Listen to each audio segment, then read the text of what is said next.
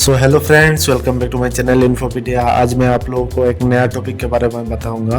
आप लोग normal SIP के बारे में जानते हैं, तो अभी मैं बात करूंगा स्टेप अप एसआईपी के बारे में। तो स्टेप अप से आप समझ गए होंगे कि एक स्टेप ऊपर, मतलब आप जो इन्वेस्ट करते हो वो किस तरीके से बढ़ा सकते हो, उसका क्या क्या बेनिफिट्स है, क्या क्या उसका प्रोसीजर है, वो सारा चीज़ मैं आपको बताऊँगा। तो फ्रेंड्स, पूरा वीडियो देखते रहना, स्किप मत करना। स्टेप अप एसआईपी एक म्यूचुअल फंड इन्वेस्टमेंट का स्ट्रेटेजी है जो अलाउ करते हैं इन्वेस्टर को कि उसका जो इन्वेस्टमेंट अमाउंट है उसमें एक फिक्स्ड इंटरवल पे एक रेगुलर इंक्रीमेंट करने के लिए, तो वो चीज़ है। तो इसका एक एक चीज़ हम किस तरीके से उसके बेनिफिट वगैरह मिलते हैं वो सारा हम अभी डिस्कशन करेंगे। तो फ्लेक्सिबल इन्वेस्टमेंट होता है उसका सबसे पहला पॉइंट। तो आप you can start with a smaller amount and increase your investment as your income grows. मतलब आप पहले एक छोटा सा अमाउंट से शुरू कीजिए म्यूचुअल फंड को, उसके बाद जैसे जैसे आपके पास अलग अलग तरीके से पैसा आता रहेगा तो आप आपका जो इन्वेस्टमेंट अमाउंट है उसको आप बढ़ा सकते हैं। तो ये इसका सबसे पहला पॉइंट है। तो आइए चलते हैं नेक्स्ट पॉइंट की ओर। तो दूसरा पॉइंट जो है प्रोग्रेसिव फंड अप्रोच। इसका मतलब है कि you can align your investment with your changing financial goals.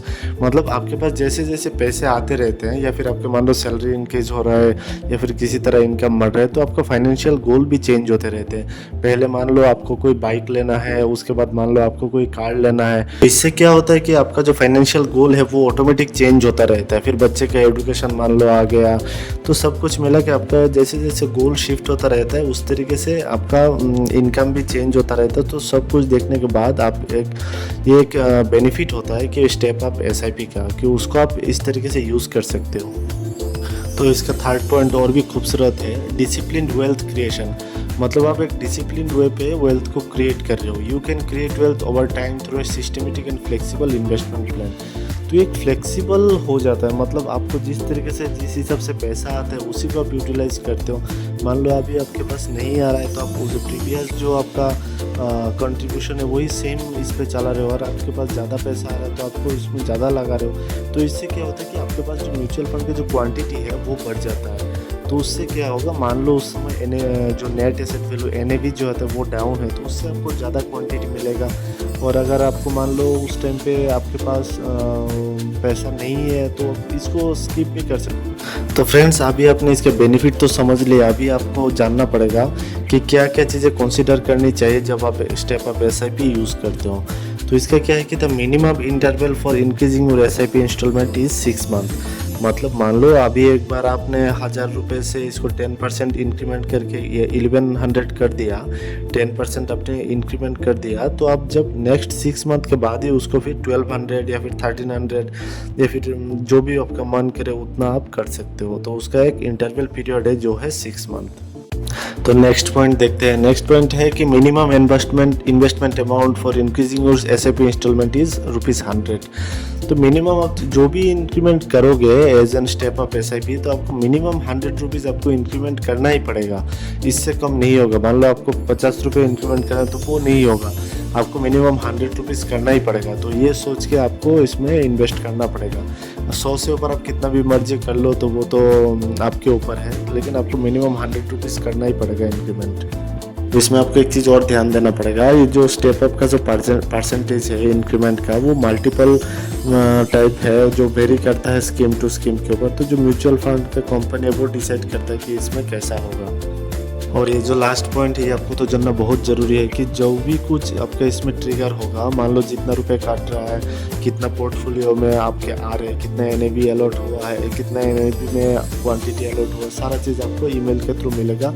तो इसको आपको ज़रूर फॉलो करना पड़ेगा ताकि आपका इसमें सब कुछ अकाउंटेबिलिटी बना रहे। तो फ्रेंड्स, अभी मैं दोनों स्क्रीन ओपन कर लिया, यहाँ पे देख सकते हैं मैं डेस्कटॉप में 2 स्क्रीन अभी ओपन कर लिया हूँ। और यहाँ पे मैं आपको दिखाऊंगा जो एक स्टेप अप एसआईपी में आपको कितना प्रॉफिट है और जो नॉर्मल एसआईपी में वो दोनों में क्या प्रॉफिट है। तो मंथली इन्वेस्टमेंट तो दिखा रहा हूँ कि 5000 रुपये, इसको आप कुछ भी कर सकते हैं। तो मैं दिखा रहा हूँ कि 5000 से शुरू कीजिए, बहुत ही अच्छा रिटर्न मिलेगा आपको।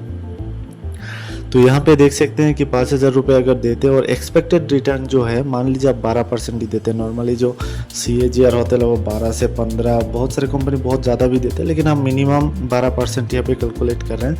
और यहाँ पे टाइम पीरियड जो है वो दिखा रहा है कि 10 ईयर, ठीक है।